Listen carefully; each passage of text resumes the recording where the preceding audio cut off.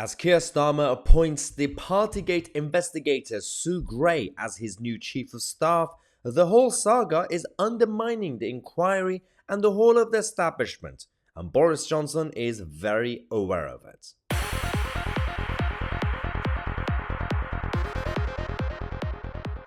All things are getting very interesting. We already talked about Sue Gray yesterday. Sue Gray, who investigated the Partygate and all this stuff with Boris Johnson and Downing Street, wrote a report, got the police to fine him, and now she's going to be leaving the civil service that we have that is supposed to be very impartial and professional.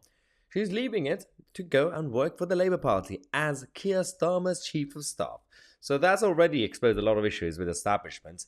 But with Boris Johnson himself is interesting because one of the main problems that we've already had with Boris was his own behaviour and all the stuff that he did. And of course, Rishi Sunak's so-called Brexit deal is kind of ending Boris Johnson's career. This is the end of his political career in that sense, but you never know with this man because he's very unpredictable. Having said that, he could get something out of this chaos with Sue Gray. So he's already come out to publicly slam Sue Gray's appointment as Keir Starmer's chief of staff. Let's watch this clip, then we're going to come back and say why this could be interesting for Boris. They actually fined me for having lunch at my place at the cabinet table in 10 Downing Street. Although I still don't understand the rationale behind it, I do understand the key point, that the law is enforced here without fear or favour. And that is the greatest freedom of all. So it is interesting because obviously he did it in a classic Boris witty way. But the reality is, the whole of the Partygate saga was, when it came about Boris Johnson and his leadership, one was about Boris himself as an individual breaking the rules. One was about him and his management, from his management hat perspective as the boss of that building, Downing Street.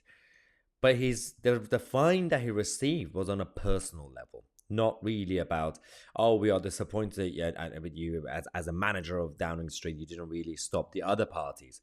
They fined him on a personal level, and he basically said, well, I didn't know I broke the rules, and having lunch in my own office, or walking through my offices and get a surprise birthday cake and standing there 5 minutes and then going out again. All that was his excuse for the fact that I didn't break the rules personally. The thing that damaged him was the lack of management, that everybody else in the building were completely breaking the rules, having parties.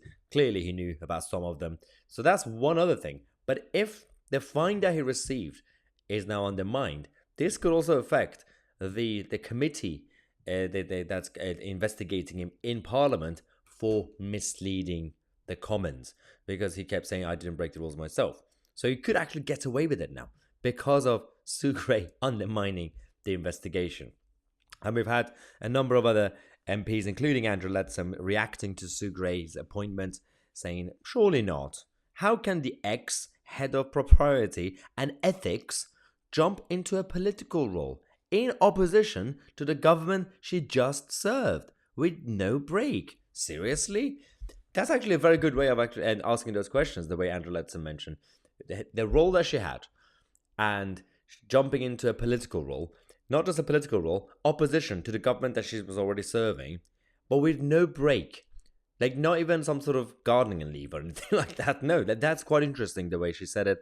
Simon Clarke also said, well, this is just extraordinary. Sue Gray has a long history of public service, but to move into such a significant political post, given her pivotal role in events over the last year, will raise a whole host of questions. Well, neutrality stood at the core of her credibility, and that is now completely destroyed.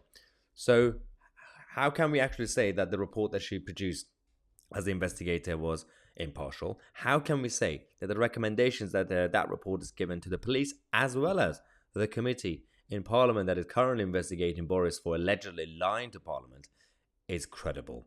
So while Boris Johnson's political career might be over in terms of coming back as Prime Minister, he could just about at least survive this scandal, but we'll see what happens. For those of us who were excited in 2019 when we backed Boris, that Boris is now gone. We know that. We don't really want him back.